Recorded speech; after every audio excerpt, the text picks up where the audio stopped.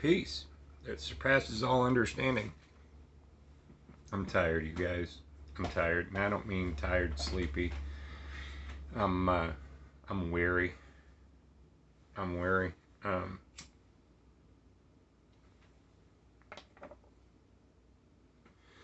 it's interesting because I've felt some.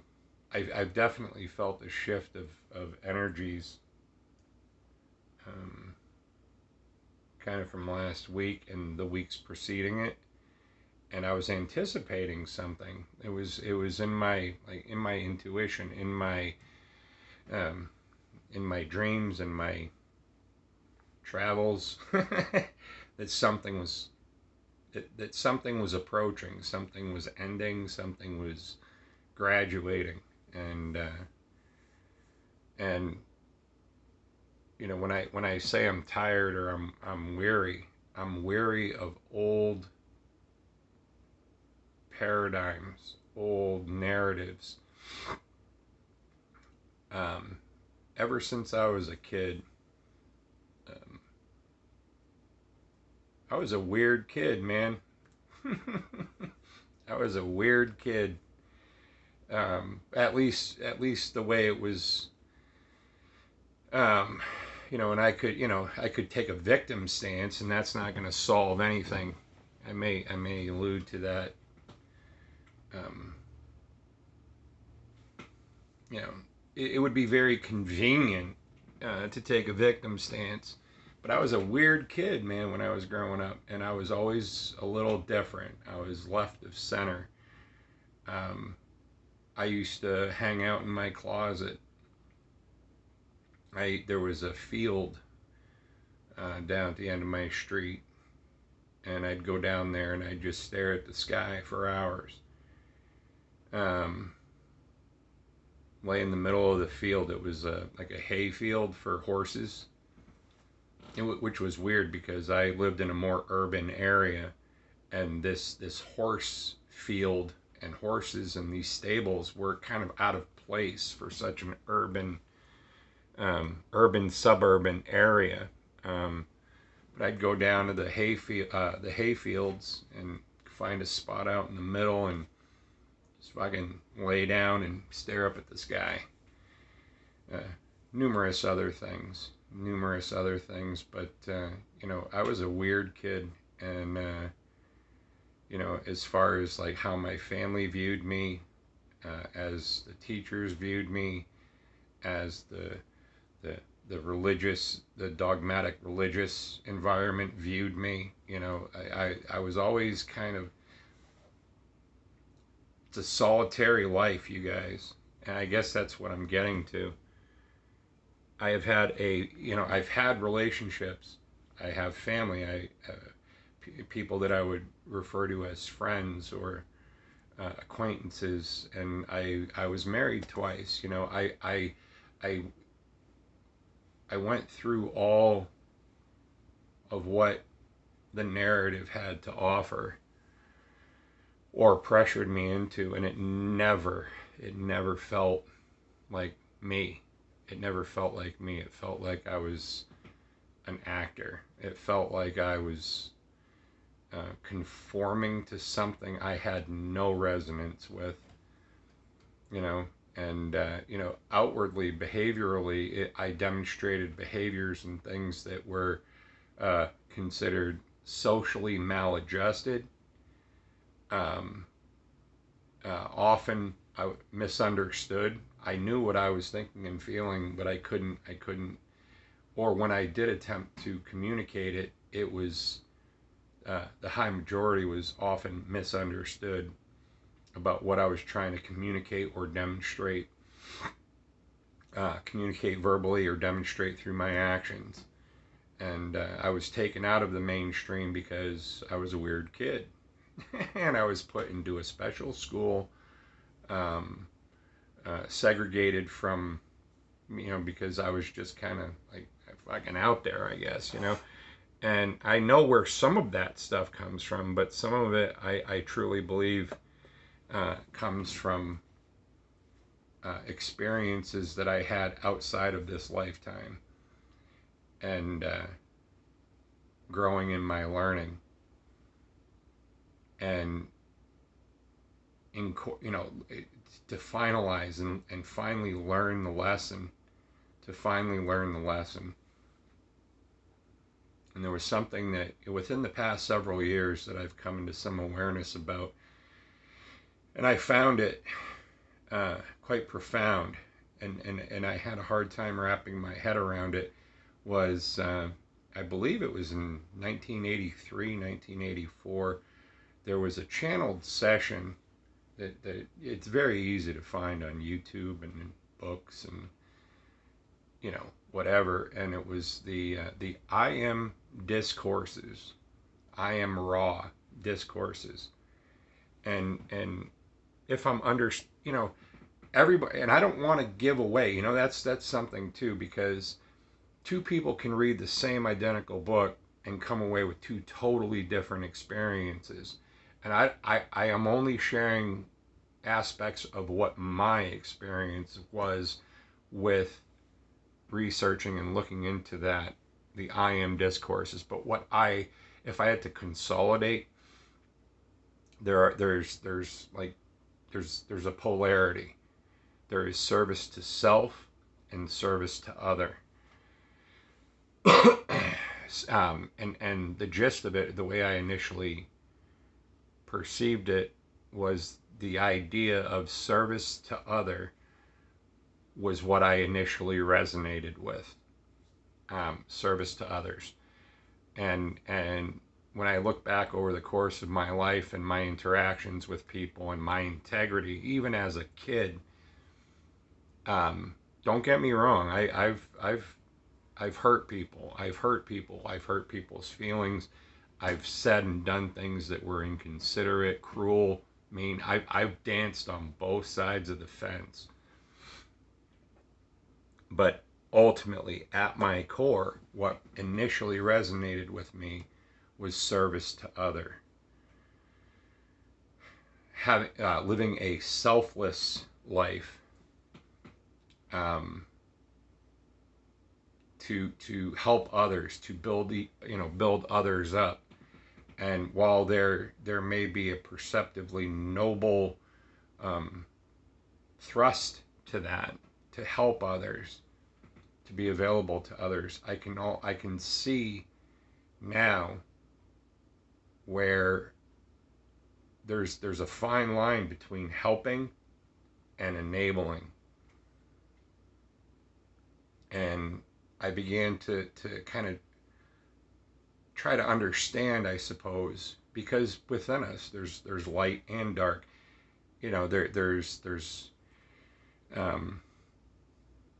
higher emotions, higher vibrations, and there's lower vibrations. There's the higher vibrations of love and the lower vibrations of fear. And we're both, and to experience and express them both equally, to come to a better understanding of myself and what nurtures that loving vibration within me, and what conjures up the feelings of fear, doubt, and insecurity within me. And I started focusing or looking at service to self. And that sounds selfish. Service to self. I'm going to look out for me, number one. and there's like an idea, or at least in my initial go through, or my initial run through with that, it felt selfish to me.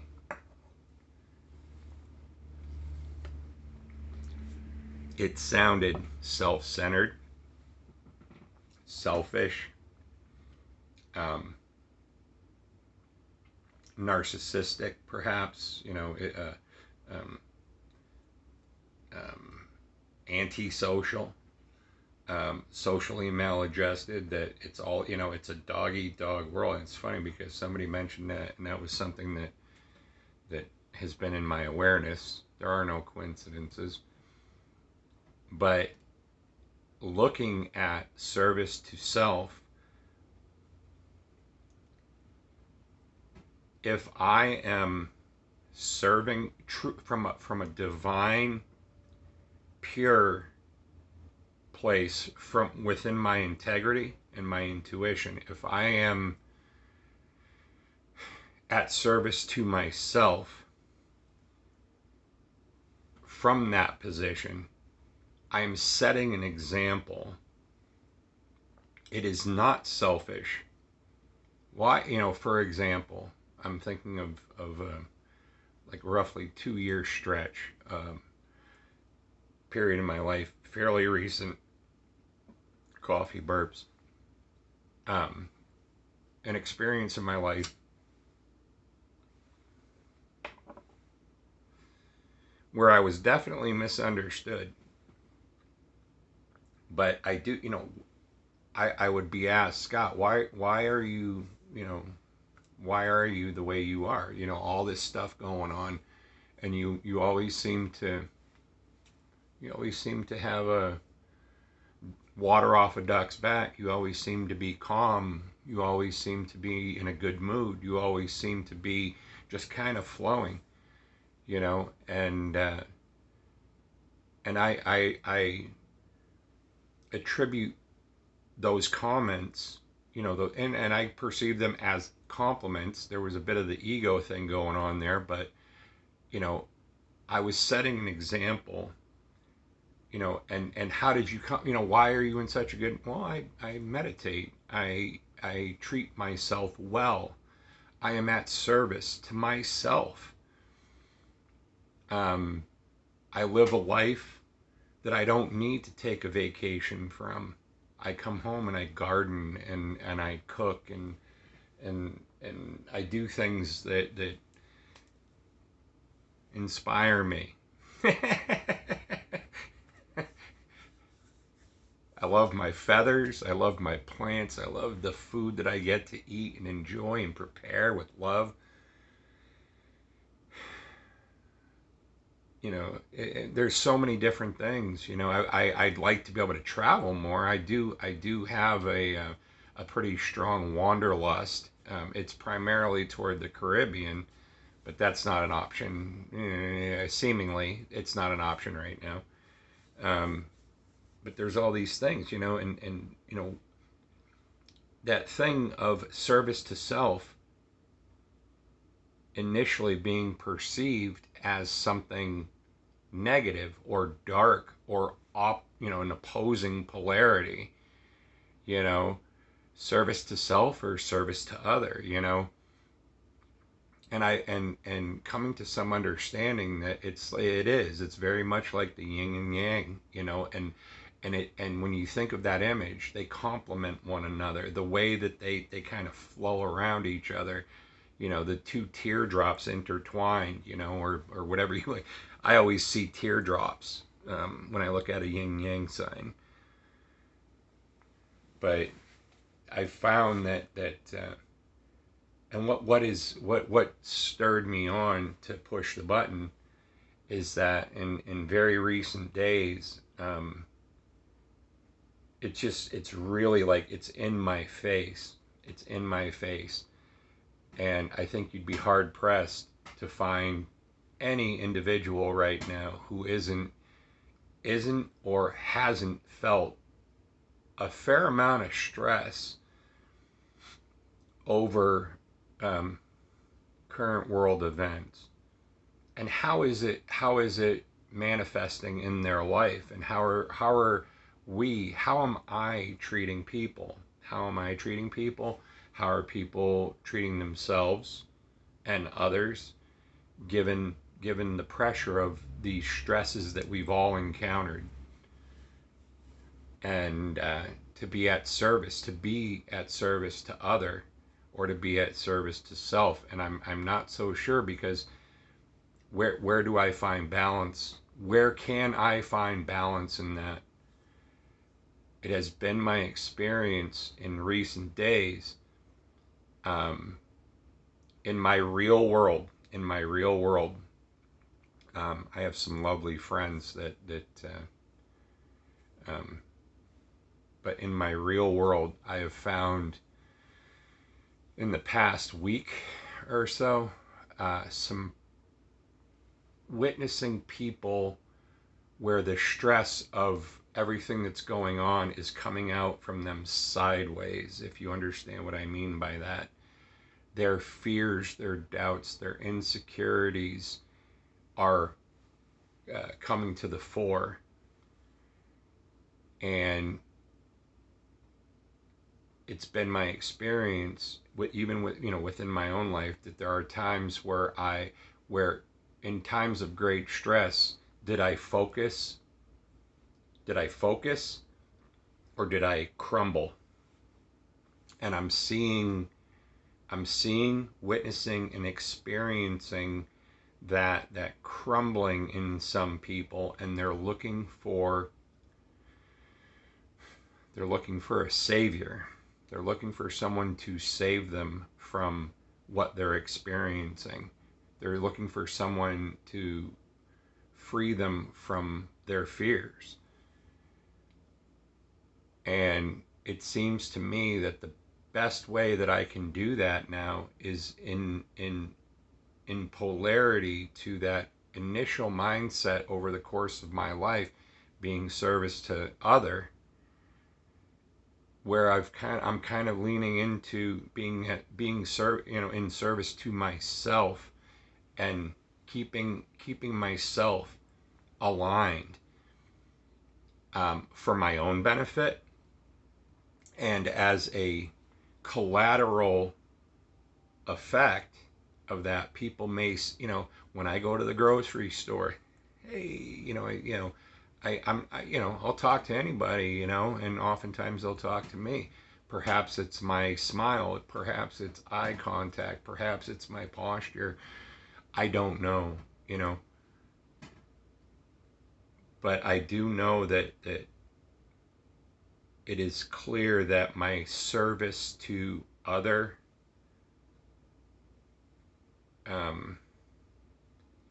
in service to other, perhaps there was a lot of enabling going on that I was not aware of. I was aware of it, but it was like the discernment. I didn't have the luxury of perhaps knowing at all times what somebody else's motives were for needing help or asking for help, or needing or wanting something from me and offering me something that I really had no interest in. I'll help you, but you, essentially you don't need to prostitute yourself for my help. But now I'm witnessing and experiencing, and it's interesting because we've had a hella storm here in Maine. It's called nor'easter. It's like a perfect storm, and my goodness, boy, I'll tell you, if it was winter right now, we'd have 5 feet of snow on the ground, easy. But it's given me some time to kind of retreat into my home and be quiet again. Otherwise, I would, if it was nice out, I'd be out in distracting myself from what I'm thinking and feeling and what's coming up for me in this regard to service to other, or to service to self. And it seems to me that the best thing that I can be doing right now is serving myself, keeping things in alignment. I'm not afraid. I'm not afraid. There's the fears that I found myself getting frustrated with certain interactions that I've had in very recent days.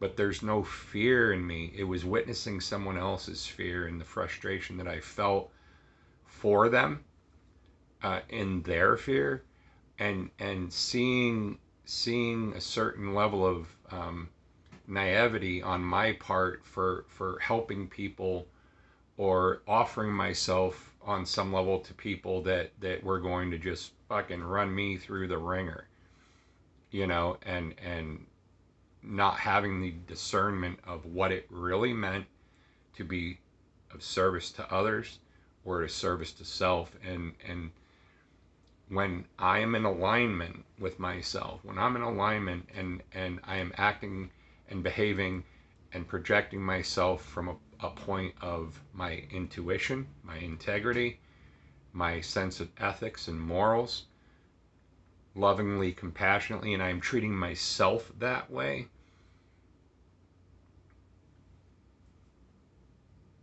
it becomes an example. Maybe not quickly, but it becomes an example. Like I mentioned, that 2 year stretch. Why are you always in such a good mood? It's because I take care of myself. Or I do my very best to take care of myself. Hypocrite.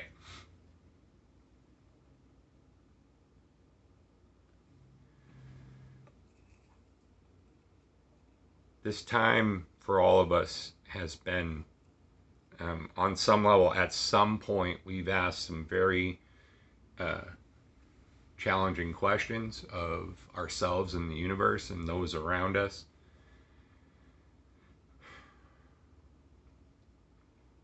As people that I feel and again, going back to the service to self and service to others, they're both light.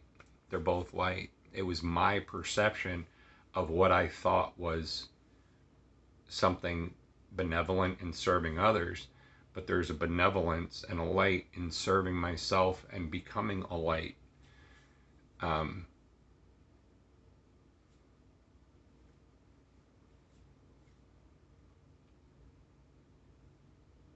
I cannot pick and choose who to be kind to. If it was, from an egoic standpoint, it's always easier and more convenient to love those people who love us, and we're already in reciprocal relationships. And I'm very fortunate and very blessed to have the relationships that I do now, albeit some of them long distance. Um, and those are wonderful relationships, I'm allowed, to share in other people's lives, and to share myself with them. Um, but it seems to me that with the things that are going on in the world, and these, being kind and realizing and understanding and forgiving that some people are crumbling right now under the stress, and to be tolerant,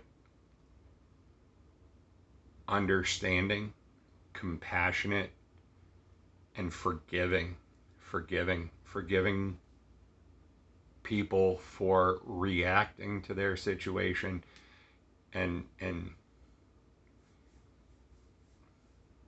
when you're in fear, you're not thinking right, and we may do things in fear that wouldn't otherwise line up with our integrity. And to be understanding of these folks that shit on us, or appearingly seem to be shitting on us, or saying or doing things from a manipulative, fear-based place. It's been an interesting couple of days coming to these conclusions. It is much easier to love people that we're in alignment with, that we resonate with. It's much easier, and it flows so much more beautifully. It's those relationships that we are at odds with, or we don't resonate with, to grow in an understanding, to be patient, tolerant, kind, compassionate, forgiving. Um, we've all been under a lot of stress. Be good to yourself. Be good to yourself. Truly good to yourself. Do something self-nurturing. I don't know what that's going to be for me today, because the weather is just brutal.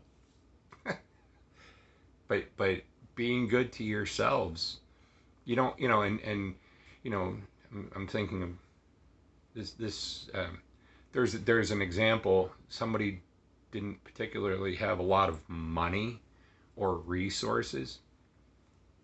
You got a bathtub, you got a shower, um, uh, take a nice hot bath. You know, maybe it's raining and crappy out. Put a raincoat on. Go for a walk. Who knows? That self nurturing stuff that really it may be an effort to get into the activity of something self nurturing, but once we're there, we go, oh, why did I wait so long to do this? It's really lifting my spirits. Something self nurturing. I mean, it sounds ridiculous, but um, there's a friend of mine, and she offers MJ. Hi. And I just got it. I was like thinking about all the money that I was spending on store bought almond milk, and I just like this idea came. Well, make some almond milk. You've seen videos, whatever. Anyway, she was very kind to send me um, Zenful Zero Waste, and there's a series of videos that she does that um, recycling, zero waste, some vegan recipes, and she sent me the recipe for almond milk, and it was a little time consuming. You have to soak them and blanch them and this and that, whatever. But the process of it was fun. It was fun, and let me tell you, there is no comparison between the store bought almond milk and the stuff that I made yesterday. It's phenomenal, man. I don't, and almonds relatively, you can buy them in bulk and they're fairly cheap. You buy them in smaller amounts, it's $6, $7, $8 a pound. You buy them in bulk and you can get them for as cheap as like $3 a pound. I think I bought 15 pounds of almonds, and two cups of almonds produced um, a half gallon plus easy half gallon plus of almond milk. It's delicious. It's creamy. It has a nice taste and texture. A little bit of that nutty flavor. Um, but that is something as silly as that. That was self nurturing, and I'm like, look what you can do. You don't. I don't know. It was fun. It was self nurturing. I enjoyed it. Those are the things that I'm talking about. Those simple little things that perhaps get lost in the stress, and just bring it back into center. And what's going to make you happy today, genuinely happy, you know. Go for a walk, touch a tree, go out in your garden, make almond milk, Who knows, man? Who knows? Who knows? I love you guys very much, and I hope something here resonated with you, and I wish you a peace that surpasses your own understanding. It's not selfish to put your oxygen mask on.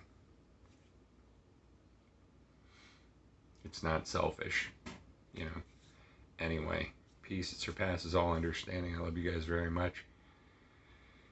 If you need a hug, send in a hug. Yeah, we'll see how the day plays out. It is stormy. I may venture down to the beach just to check the waves out. It could be good. I'm out. Have a great day, you guys.